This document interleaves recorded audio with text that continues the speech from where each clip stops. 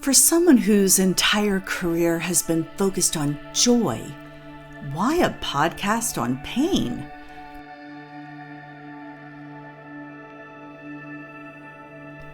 Because these stories need to be told.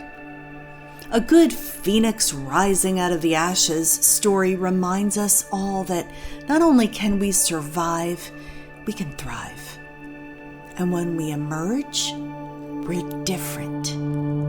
That's the alchemy of pain.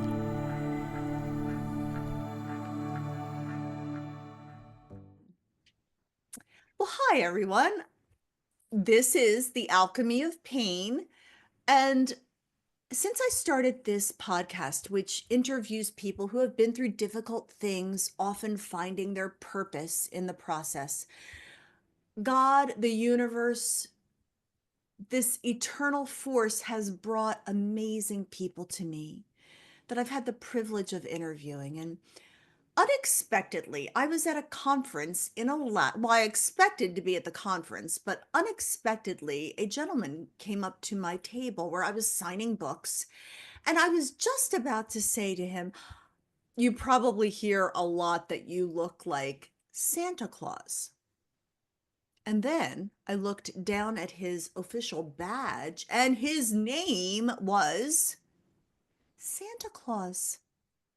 And though it is the busiest time of year when I am recording to speak to such an individual, Santa Claus, who, by the way, hails from the North Pole for reals, agreed to spend time and allow me to interview him. And I said, I normally do a lot of research and I know my guests before I bring them on, but something in me said this man has a story, a backstory that will encourage you all. And so I say, welcome, Santa Claus. Thank you so much, Brenda. I'm delighted to be here with you. I've been looking forward to this. So it's just Me the perfect time of too. year for it. It is the perfect time of year. And I'm sure people want to know what caused you to officially change your name to Santa Claus. Well, I've been clergy for quite a long time, sort of like my namesake, St. Nicholas was many centuries ago. And one day, about 20 years ago, I was walking in the snow up at a place called Lake Tahoe up on the Nevada side. And I was praying, as monks tend to do, what I should do with this appearance. I had grown my beard out for fun, and a lot of people said I should do the Santa thing that winter. So I did. As well received it as a volunteer for a lot of nonprofits. And when I was walking to the post office that February, right after the holiday season, I was praying, and this sort of right at the end of my prayer, this white nondescript car came up the road, and its windows were open, which is kind of unusual. It's high altitude, and it was really cold, like a lot of snow and ice. And this male voice shouted out the open window. I never saw who it was, but he just shouted out, "Santa, I love you." And this is in February. So I figured, well, that's the answer to my prayer. So I called up the county clerk and went about changing my name legally to Santa Claus. We do a lot of child advocacy, and even back then, it used to help me even as Santa Claus from Lake Tahoe.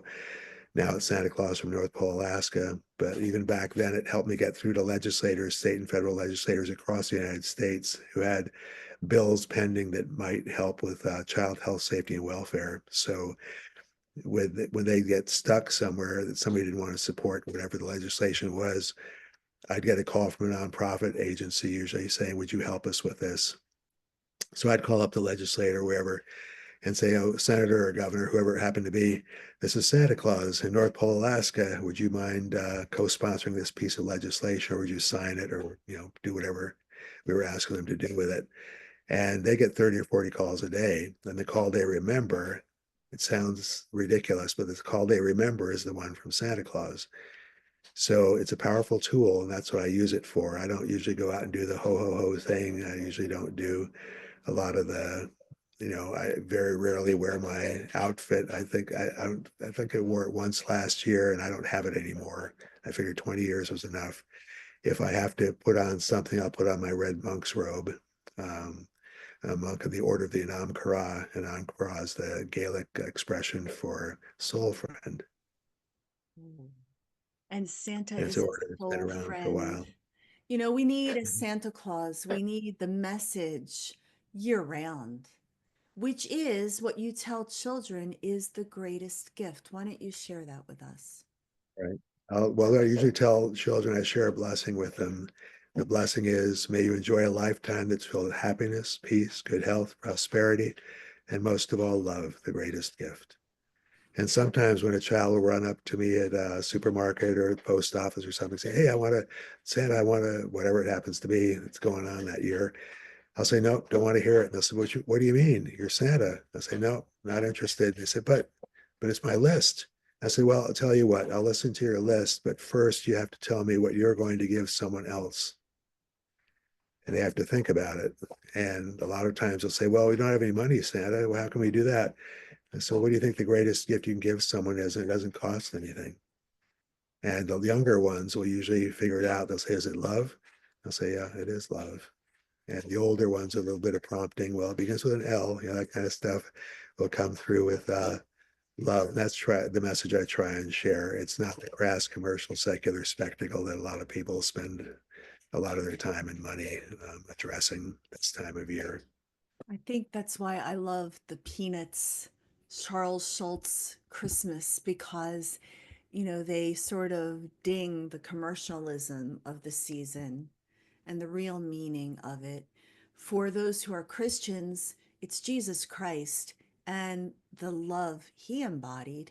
And Santa, I love saying that. I love the fact that I'm interviewing Santa Claus. It was a really bold move because you really can't publicly have a bad day because people are watching.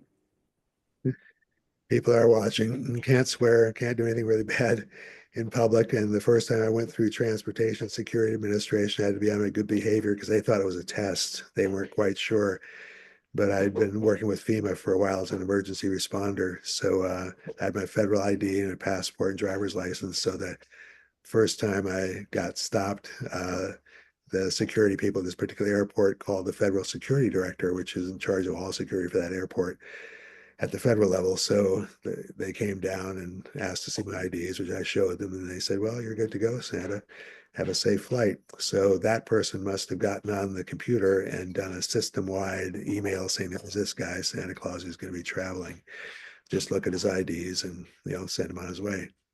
And, they obviously didn't want to end up on the naughty list. They I'm did just not want making to fun. I'm notice. making my first question to Santa. Well, actually, after we talked a little bit, I said, "Before you go, am I on the nice list?" And he did affirm that I made the nice list. So, phew, deep You've been sigh on of it for quite a relief. while. Oh, oh, Santa, thank you. So I feel like there has to be a backstory. You're a man who devoted your life, I mean, you're clergy, so you devoted your life to spiritual pursuits. And you are a child advocate. And oftentimes, now I don't want to presume, but oftentimes in the backstory, there is some sort of a pain or hurt or loss that caused your life to take that turn. Would you mind sharing your story with us? Sure, I'd be happy to. But I should also preface it by saying I'm also a city councilman. So there's kind of a balance between the rest of it. And the city council, I try and do what I think is based in love for people. So Mm. getting back to the pain part of it, when I was a lot younger, I was overweight, considerably overweight. Back then, they used to call it plump or husky. They had all sorts of different names for it. And I used to get bullied and didn't like it, of course. And I have a visual disability. So it's kind of hard for me to defend myself physically because I can't quite see certain things. And it just made me feel really badly. So when I started to lose weight on purpose, so I wouldn't get bullied, I started protecting other children who were being bullied because by then I could do something, and I didn't hesitate to do it, to kind of step up. So, um, in fact, at one point when I was working my way through undergraduate school and a little bit during graduate school, I was a bouncer in New York City. So I kind of overcame the visual disability. I figured out ways to compensate for it. So I've kind of had that protector sort of part of my nature, but it was based on the pain that I felt back when I was getting bullied, to make a long story short. I love that story. I too was bullied. My mom had to either make my clothes or purchase them in the chubby department of Sears.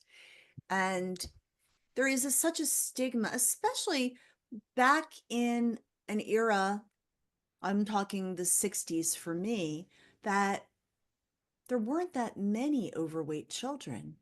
And I was ostracized, and people wouldn't play with me because I couldn't keep up, or I was clumsy and was a little bit slower than everyone else.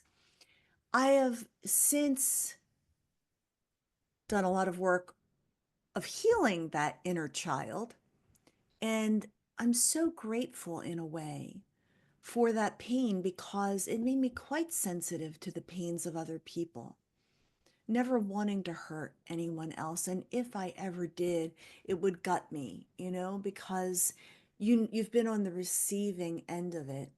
So you became a protector, even a bouncer. I love that. Santa was a bouncer. I think that is a great subtitle for this. How about your spiritual pursuit, your hunger to serve God? Where did that come from? When I was about 12, my maternal grandfather passed away, and I went to this service in a church where he had been a deacon. He had done some other stuff as well, but had been a deacon, and the service was just completely disheartening. I couldn't believe it. I would just sit there, and it was just like the wind was knocked out of me.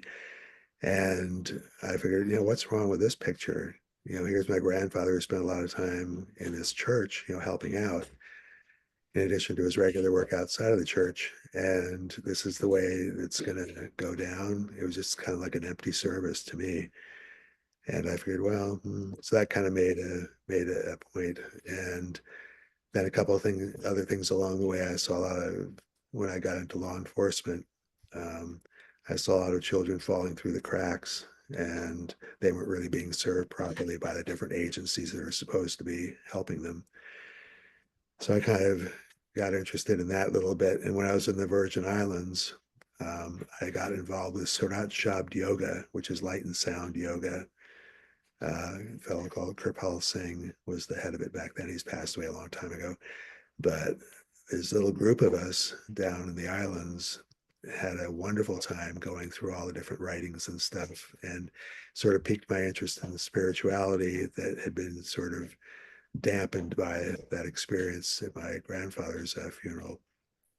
So I looked into different stuff and pulled some of the good things from a wide variety, sort of like a little self seminary type thing. I did go to seminary after that, but two seminaries. And that sort of piqued my interest in spirituality. And I started sharing more of it with other people, not so much in a church setting, but more with small groups. Like that stuff started way back when, um, without the big churches and things. So try to bring it back to just the greatest gift is love. If I learned anything through seminary and learned anything through my own little study with theology, it is love God, love one another.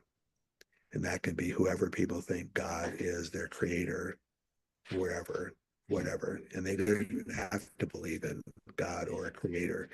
I mean, we did get here, so there must be something that created us. So if we're loving that entity or energy or whatever it happens to be, and one another and ourselves, which is another important aspect of it, um, then I think we're going to have a much healthier life than we might otherwise. And you've done that. I've read some of your writing and I've listened to some of your podcasts, which I've enjoyed and learned from. So you've sort of gleaned, I think, the same general um, idea as far as people's health, their inner health, their spiritual health. And also, I think another component of the spiritual health happens to be humor. I think we're called to have a good humor. That's the joy part of things. you were talking about pain before. Well, there's be a balance in life, and we all have some pain. We all hopefully have some joy as well. And then if we have, then it's important to share it. And it's even important to share some of the pain sometimes, some of our pain, just expressing that so other people can help. It's like you don't see the light unless there is darkness. That's so well said. And that's why I started this podcast, because everybody has a story. Everybody's been through something. And when you're in the middle of it, sometimes you don't know how you're going to get out or if you're ever going to get out. I remember as a kid thinking, I can't wait till I'm a grown up so I don't have to get bullied anymore. And guess what? There are grown up bullies all over the place. You know, you can run, but you can't hide. And wherever you go, you take yourself with you. And I think it's really beautiful that even though your initial experience in a church setting was sort of like, what, it didn't stop your spiritual pursuit. And you know, it's a time of year where we think about gifts and we think about connection and we think about family and all of these things. And for many people, it's a lonely time. And my heart goes out because, you know, in my own story, I lost a lot and I felt very alone. And I had a very bad church experience 20 years ago, which caused me to sort of go like this. I mean, I was okay with God, but I'm never going to go to church again because bad things happen in church. And I have to say that I love the fact that I can't outrun or hide from the very loving essence that is God, because that presence knows what you need. And if you are feeling lonely right now, watching or listening, I want you to know that you are body, soul, and spirit. And that spirit part of you is yearning for connection. And there is a way to connect with God, with his people. I finally went back to church Santa this year. It was a Christmas miracle. And I found healing begin in my life this year. And I just think it's never too late. Just don't give up on you and don't give up on God, because it's never too late. What is your message of hope for people who may be going through a difficult or lonely season? Well, sort of like Mr. Rogers used to say, there are always people in the background who are prepared to and willing to help.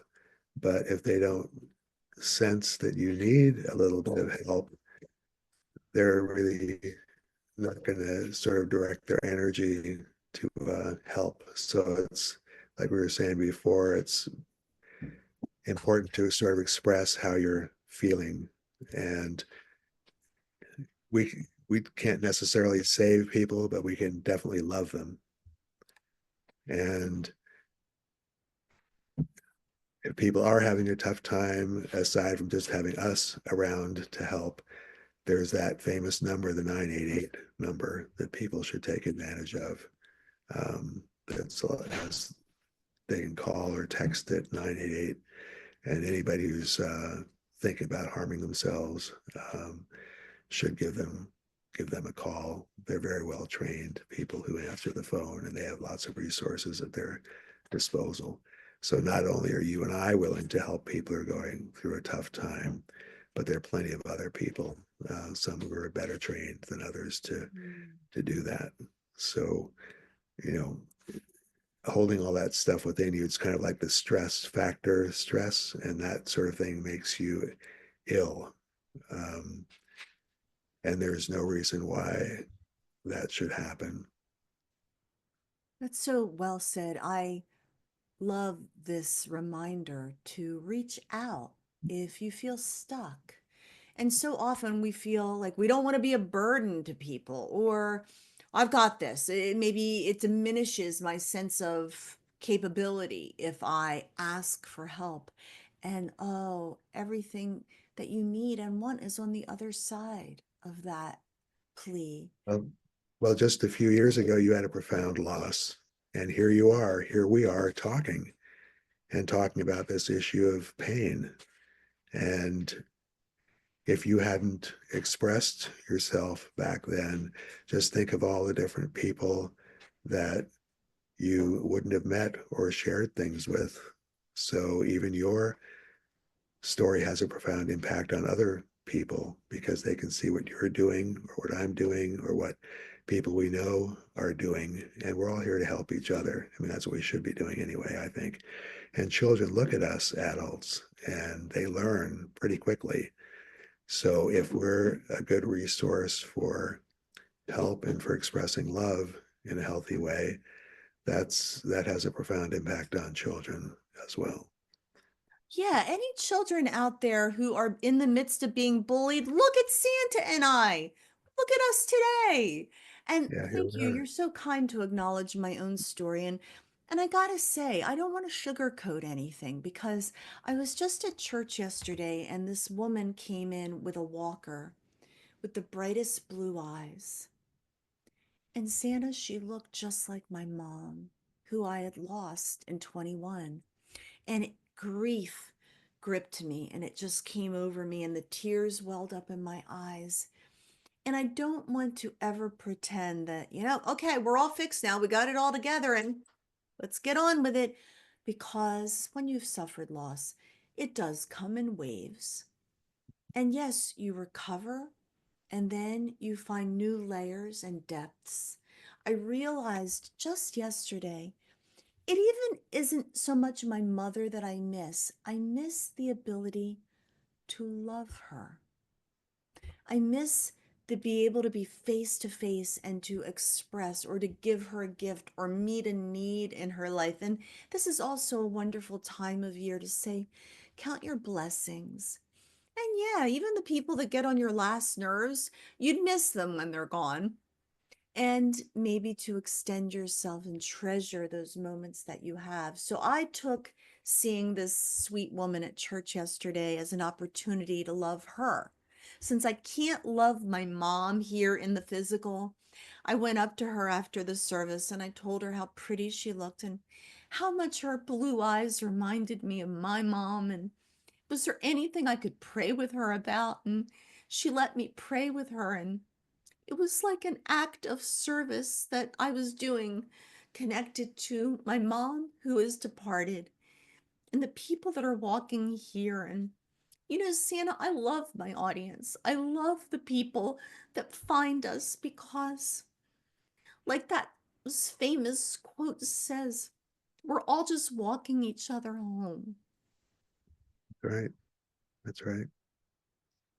And speaking of just recognizing that in other people, there was an old saying that each of us has a soul. Well, we have a body, we are a soul.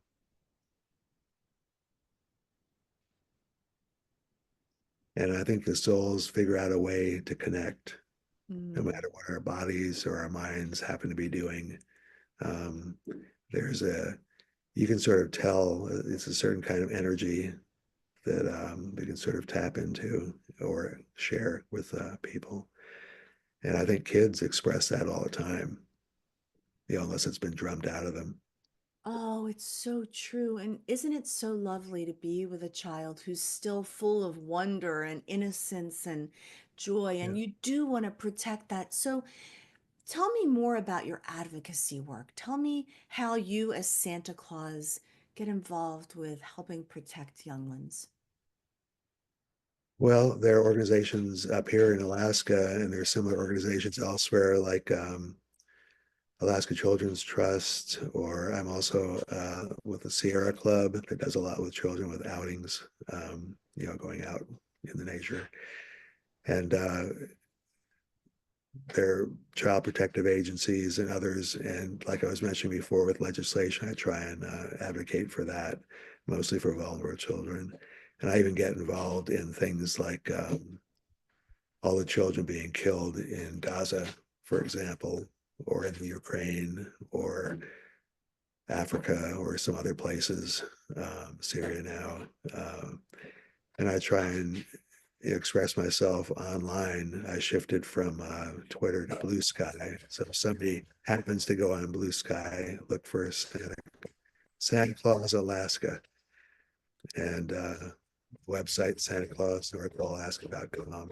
You can find out a little bit more there, more in detail. But what I try and do is go through the news. If there's something having to do that's making children, vulnerable children, suffer, or they're getting killed, for example, then I'll try and express myself in a way that might help their situation.